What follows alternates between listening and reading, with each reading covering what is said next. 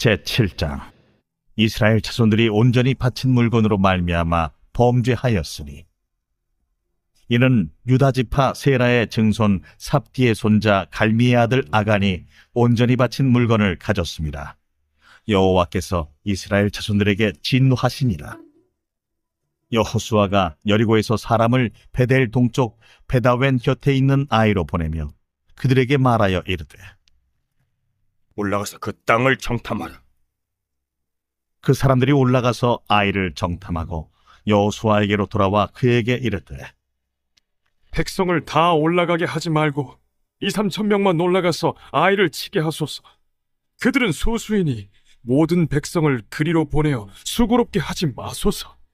하므로 백성 중 3,000명쯤 그리로 올라갔다가 아이 사람 앞에서 도망하니, 아이 사람이 그들을 36명쯤 쳐 죽이고 성문 앞에서부터 스바림까지 쫓아가 내려가는 비탈에서 쳤으므로 백성의 마음이 녹아 물같이 된지라. 여호수아가 옷을 찢고 이스라엘 장로들과 함께 여호와의 궤 앞에서 땅에 엎드려 머리에 티끌을 뒤집어 쓰고 저물도록 있다가 이르되,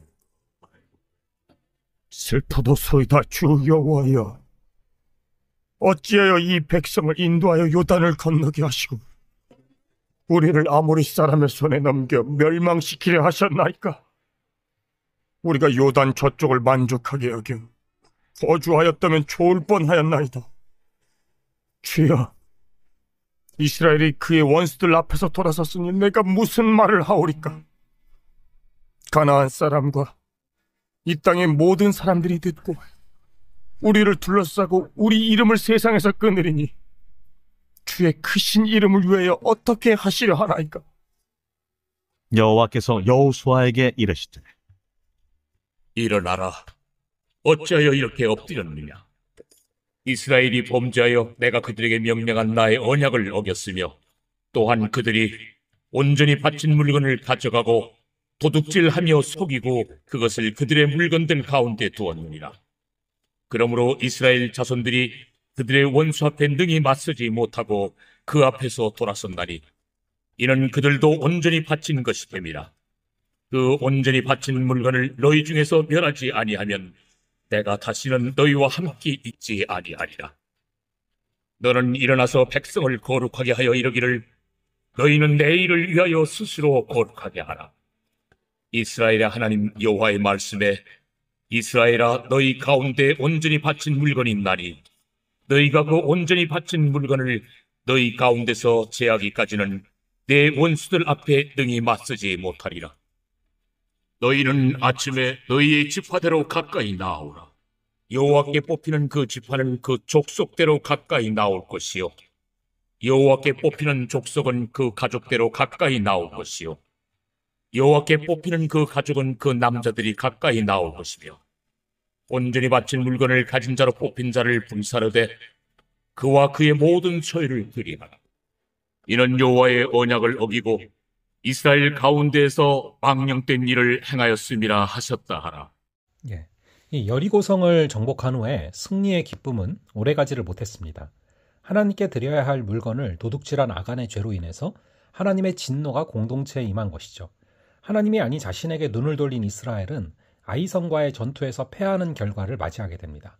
이스라엘은 죄에서 돌이켜서 하나님 앞에 바로 서야 했습니다. 이는 현대의 성도들에게도 동일합니다. 하나님의 은혜 안에 있는 우리는 어떻게 거룩한 삶을 살 수 있습니까?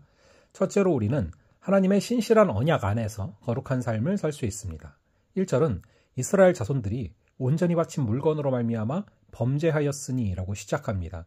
이어지는 내용이 이스라엘 자손들의 죄가 아니라 아간 한 사람이 저지른 죄에 대한 것이기 때문에 의문이 생깁니다. 하지만 이 말씀은 한 사람의 죄가 공동체 전체에 영향을 미친다는 중요한 진리를 가르쳐주고 있습니다. 아간이 하나님께 드려야 될 물건은 숨긴 것은, 이것은 단순한 절도가 아니라 하나님과의 언약을 깨트린 행위라는 것이죠. 하나님은 아간의 죄를 개인의 일탈이 아니라 공동체의 죄로 여겼습니다. 이는 오늘날 교회와 성도의 관계에도 동일하게 적용되죠. 우리는 공동체 일원으로서 나의 신앙이 공동체 전체에 영향을 준다라는 것을 기억해야 합니다. 날마다 자신의 삶을 돌아보아 신실하신 하나님의 언약 안에서는 성도가 될 수 있기를 간절히 바랍니다. 나의 생각, 나의 기준, 나의 가치관이 아니라 하나님의 언약, 말씀에 순종함으로 하나님이 기뻐하시는 삶을 살 수 있기를 간절히 바랍니다. 둘째로 우리가 하나님을 전적으로 의지할 때에 거룩한 삶을 살 수 있습니다. 여호수아는 정탐꾼을 보내서 아이성의 상황을 듣습니다.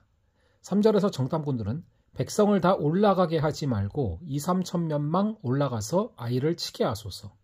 그들은 소수이니 모든 백성을 그리로 보내어 수고롭게 하지 마소서라고 보고합니다.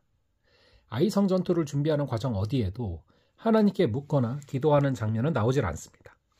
이런 모습은 영적 자만과 무감각의 결과입니다. 결국 이스라엘 군사 중 36명이 죽었고 백성의 마음은 물같이 녹았습니다. 하나님의 임재가 없는 승리는 불가능하고 아무리 전략이 좋아 보여도 하나님의 뜻이 없다면 무너질 수밖에 없는 것이죠. 내 생각과 경험, 주변의 조언만으로 결정하고 움직일 때 우리는 실패를 경험할 수밖에 없습니다. 하나님의 인도하심으로만 참된 승리를 경험하게 될 줄로 믿습니다. 마지막으로 우리의 죄를 회개할 때 거룩한 삶을 살 수 있습니다. 6절에서 여호수아는 하나님 앞에 엎드려 통곡합니다. 왜 이스라엘이 아이성 전투에서 패했는지, 승리하지 못할 것이라면 왜 가나안 땅으로 인도하셨는지 탄식하는 여호수아에게 하나님은 일어나라 라고 말씀하시죠. 그리고 하나님과의 언약을 가볍게 여긴 죄로 이스라엘은 전쟁에서 패배할 수밖에 없음을 알려주십니다. 죄에서 돌이켜야만 하나님의 승리를 주십니다. 언약의 회복을 위해서는 철저한 회개가 전제되어야 하는 것이죠. 그러므로 거룩함은 선택이 아니라 필수입니다. 하나님은 거룩한 분이기에 우리가 그분의 백성이라면 마땅히 거룩하게 살아야 되는 것입니다. 죄를 가볍게 여기지 마시고 날마다 자신을 살피며 회개함으로 거룩한 삶을 살 수 있는 성도들 되기를 간절히 바랍니다. 오늘 본문은 한 사람의 죄가 공동체 전체에 미친 결과를 보여주면서 거룩함의 회복이 없이는 하나님의 동행도 승리도 없다라는 진리를 선포합니다. 성도 개인의 삶이 곧 교회의 거룩함에 영향을 미친다는 사실을 기억하시기 바랍니다. 또 하나님이 없는 열심과 전략은 실패를 가져온다는 교훈을 마음에 새기며 모든 일에 먼저 하나님의 뜻을 구하고 순종할 수 있기를 바랍니다. 마지막으로 회복은 죄를 직면하고 철저히 제거하는 데서 시작됨을 기억하시기 바랍니다. 우리 모두가 날마다 자신을 점검하고 거룩함을 회복하여 하나님의 임재 가운데 살아갈 수 있기를 주님의 이름으로 축원합니다. 잠시 기도하겠습니다. 아버지 하나님, 오늘 말씀을 통하여서 우리가 나의 생각과 기준과 가치관이 아니라 하나님의 언약과 말씀에 순종함으로 하나님이 기뻐하시는 삶을 깨닫게 하셨사오니 주의 말씀을 따라 사는 삶이 되게 하여 주시옵소서. 우리가 주님께 묻고 주님께 기도하게 하여 주시고 하나님의 말씀에 따라 걸어갈 수 있는 오늘 하루의 삶이 되게 하여 주시옵소서.